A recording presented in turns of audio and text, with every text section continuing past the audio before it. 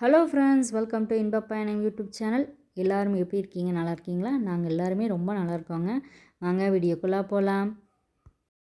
இந்த வீடியோவில் நம்மளோட வீட்டு தோட்டத்தை பற்றி தாங்க பார்க்க போகிறோம். நம்ம வெங்காய நாற்று ஊனி கரெக்டாக ஒரு 20 நாள் கழித்து வந்து வீடியோ எடுத்துகிட்ருக்காங்க. இடையில மழை வேறு பெஞ்சுங்க. புல்லு பார்த்திங்கன்னா நிறையவே வந்துருச்சு.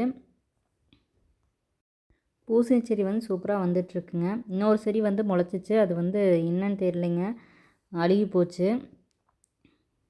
பில்லு விடவே விசப்பூடு தாங்க நிறையா முளைச்சிருச்சு. ஒரு செடி இருந்தால் போதும், அதிலிருந்து விதை விழுந்துச்சுனாவே காடு ஃபுல்லாக வந்துடும், பரவிடும்.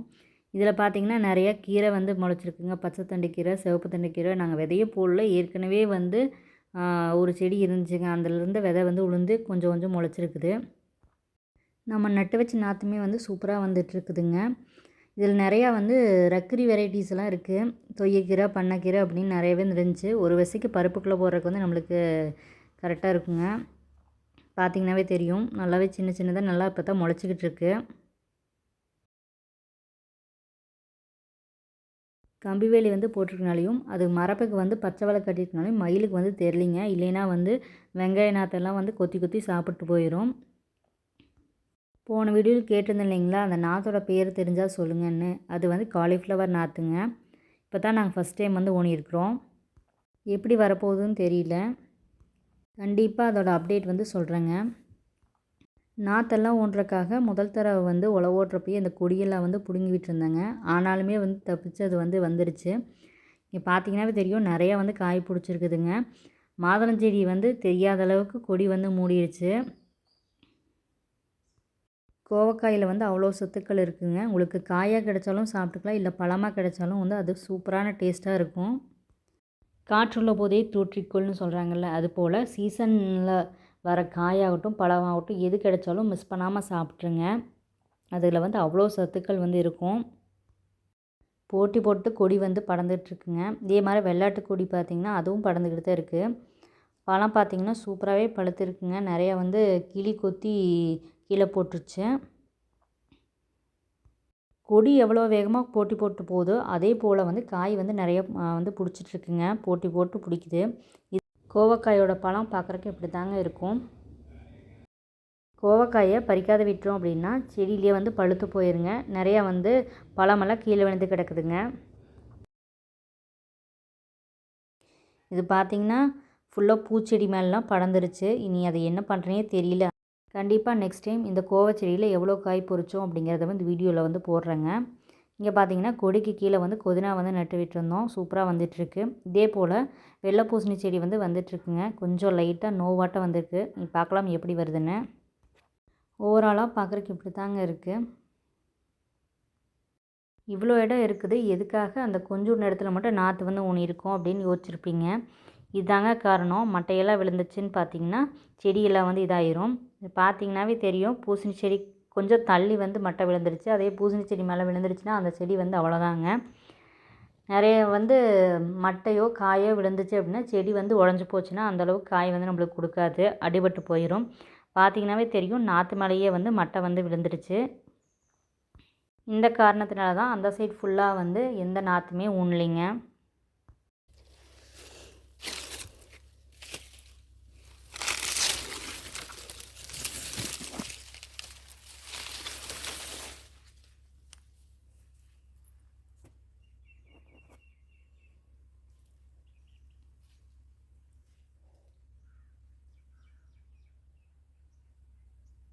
இது பார்த்திங்கன்னா நாற்று ஊனதுக்கப்புறம் 2வது நாள் வந்து தேங்காய் வந்து போட்டுச்சுங்க. அப்போ தான் இந்த வீடியோ வந்து எடுத்திருந்தோம்.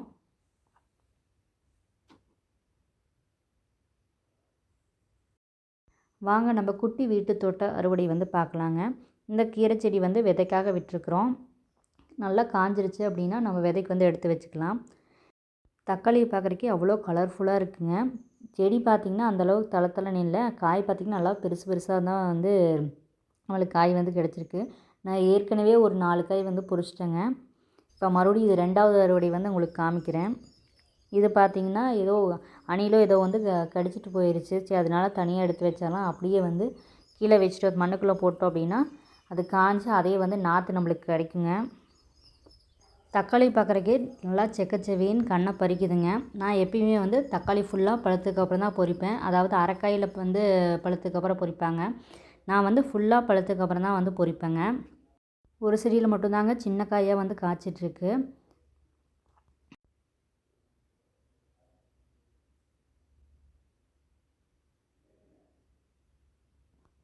காய் வந்து நல்லாவே பெருசாக இருக்கிறதுனால ஒரு 2 கிலோ அளவுக்கு நம்மளுக்கு காய் வந்து கிடச்சிச்சுங்க.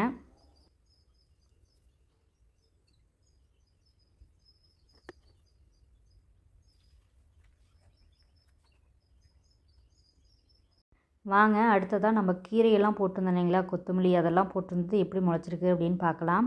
சூப்பராகவே முளைச்சிருக்குதுங்க. கொத்தமல்லி தழையை பறிக்கிறப்ப அவ்வளோ மணமாக இருக்குங்க. இது வந்து நாட்டு கொத்தமல்லிங்க. கொத்தமல்லி போட்டிருக்க இடத்துல பார்த்திங்கன்னா பில்லுமே வந்து நிறையா வந்திருக்கு. அடுத்த தடவை போடுறப்ப கொத்தமல்லி கொஞ்சம் சேர்த்தி போட்டோம் அப்படின்னா பில்லு வந்து அந்தளவுக்கு வராதுங்க.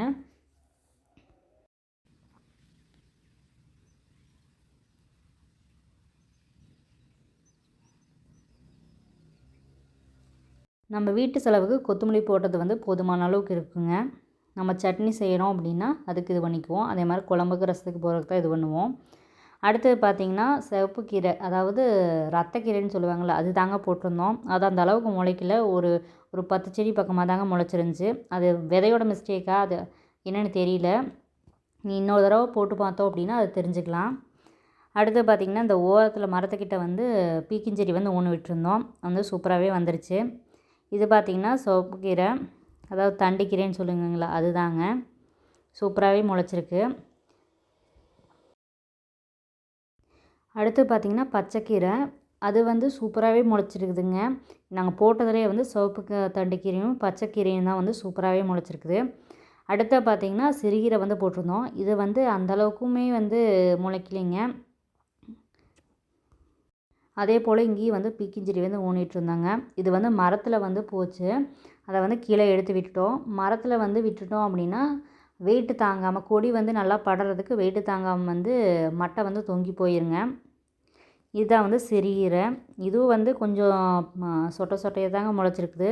இது அடுத்த தடவை போட்டு பார்த்தோம் அப்படின்னா நம்ம போட்டதில் மிஸ்டேக்கா இல்லை விதை மிஸ்டேக்கா அப்படின்னு கண்டுபிடிச்சிக்கலாம். நீ அடுத்த தடவை நான் போட்டதுக்கப்புறம் உங்களுக்கு நான் எப்படின்னு சொல்கிறேங்க. அப்படி இந்தளவுக்கு பார்த்திங்கன்னா ஷாக் ஆயிடுவீங்க. ஏன்னு கேட்டிங்கன்னா நம்ம ஊனின வெங்காயமெல்லாம் தெரியாத அளவுக்கு புல்லு வந்து நிறையவே முளைச்சிருச்சு. இந்த வரப்போகிறதுல வெள்ளரி விதை வந்து நிறையவே ஊனிகிட்டு இருந்தாங்க. எல்லாத்தையும் வந்து மயில் வந்து கொத்தி சாப்பிட்ருச்சு. ஒரே ஒரு செடி மட்டும்தாங்க தப்பிச்சிருச்சு. அது வந்து பார்க்கலையாட்டிருக்குது. பார்க்கலாங்க, அதுவும் எப்படி வருதுன்னு தெரியல.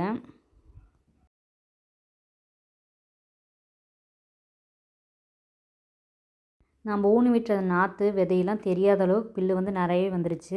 இதில் நிறையா வந்து ரக்கரி வந்து முளைச்சிருக்குதுங்க. காலிஃப்ளவர் வந்து சூப்பராகவே முளைச்சிருக்கு. அதே போல் வெங்காயம் வந்து சூப்பராகவே முளைச்சிருக்குதுங்க. வெங்காயம் ஊன்னப்பயே தக்காளி நாற்று, காலிஃப்ளவர் நாற்று, பீட்ரூட் விதை அது மாதிரி எல்லாமே ஊன்னதுனால தாங்க வந்து மருந்து அடிக்க முடியல. இது வந்து வெங்காயம் ஊன்னப்பயே வந்து மருந்து அடிச்சிருந்தோம்னா இந்த அளவுக்கு புல்லு வந்து முளைச்சிருக்காது. பார்த்திங்கன்னா தக்காளி செடியுமே வந்து சூப்பராக தாங்க முளைச்சிருக்கு. புல்லு நான் தான் முந்தி வருவேன் அப்படின்னு சொல்லிட்டு, அதே போல் நாற்று வந்து நான் தான் முந்தி வருவேன் 2 பேருமே போட்டி போட்டு வந்துட்டுருக்காங்க. கால் வைக்கிற இடமெல்லாம் கன்னிவெடின்னு சொல்லுவாங்கள்ல, அது போல் கால் வைக்கிற இடம் எல்லாமே புல்லாக வந்து முளைச்சிருக்குதுங்க. இது பார்த்திங்கன்னா பீட்ரூட் விதை ஊனி இருந்தது ஒன்று வந்து முளைச்சிருக்குங்க. இது இந்த புல்லுக்குள்ளே வந்து தேடினோம் அப்படின்னா எங்கெங்கே இருக்குதுன்னு தெரிஞ்சுக்கலாம். பார்த்திங்கன்னா இங்கே ஒன்று இருக்குது. இதை சுத்தம் பண்ணி விட்டோம் அப்படின்னா ஆளுகளுக்கு வந்து அந்த செடி இருக்கிறது வந்து தெரியும். அதனால் லைட்டாக வந்து 1, 2 சுத்தம் பண்ணி அந்த செடி இருக்குதுன்னு சொல்லிட்டோம் அப்படின்னா அவங்க வந்து கரெக்டாக பார்த்து பிடுங்கிடுவாங்க.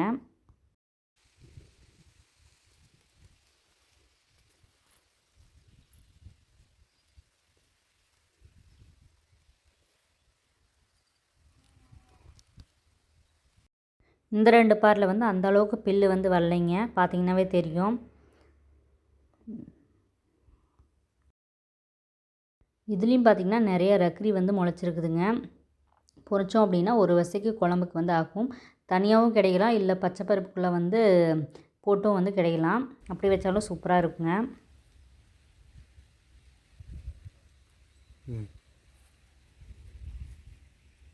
சும்மா கிடச்சா விட்டுருமாங்க. அதனால் எந்த புதருக்குள்ளே நீ ஒளிஞ்சிருந்தாலும் நான் வந்து உன்னை தேடி பிடிச்சி பறிச்சிருவேன் அப்படின்னு சொல்லிட்டு பறிக்க ஸ்டார்ட் பண்ணிட்டேன். இதில் பார்த்திங்கன்னா தொய்யக்கீரை, பண்ணைக்கீரை, குப்பைக்கீரை அப்படின்னு நிறையா வகையான கீரை வந்து இருந்துச்சு. ஆனால் தேடி தேடி பறிக்கிற மாதிரி இருந்துச்சுங்க. யாருக்கெல்லாம் கீரையை வந்து தனியாக கெடைஞ்சு சாப்பிட்டா பிடிக்குன்னு மறக்காமல் கமெண்ட் பண்ணுங்கள்.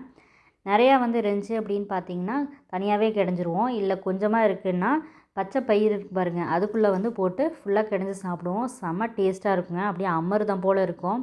பார்க்குறக்கு கீரை வந்து நிறையா தாங்க இருக்கும். நமக்கு வேக வச்சு கெடைஞ்சோம் அப்படின்னா கொஞ்சமாக தான் இருக்கிற மாதிரி இருக்கும். அதனால தான் வந்து பருப்புக்குள்ளே போட்டு கெடைஞ்சோம் அப்படின்னா நல்லாயிருக்கும்.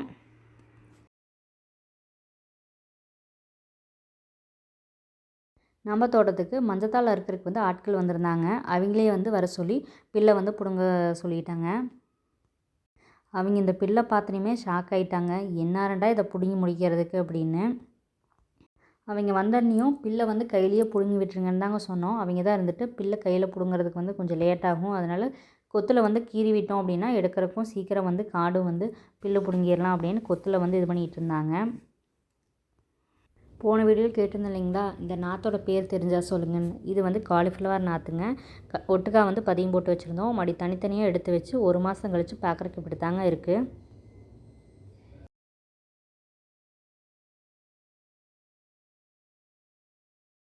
பார்த்திங்கனாவே தெரியும் இந்த கொஞ்சோண்டு இடத்துல எவ்வளோ வந்து பில்லு இருந்திருக்குன்னு. இந்த சைட் பார்த்திங்கன்னா காலிஃப்ளவர் செடியே தெரியாத அளவுக்கு பில்லு வந்து மூடிடுச்சுங்க.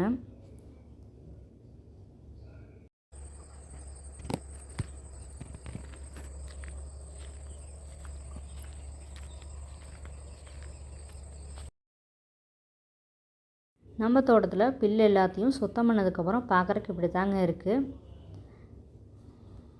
உங்களுக்கு இந்த வீடியோ பிடிச்சிருக்குன்னு நம்புகிறேன். பிடிச்சிருந்தா நம்ம சேனல் வந்து சப்ஸ்கிரைப் பண்ணி சப்போர்ட் பண்ணுங்கள். நெக்ஸ்ட் வீடியோ பார்க்கலாம். Tata, bye bye.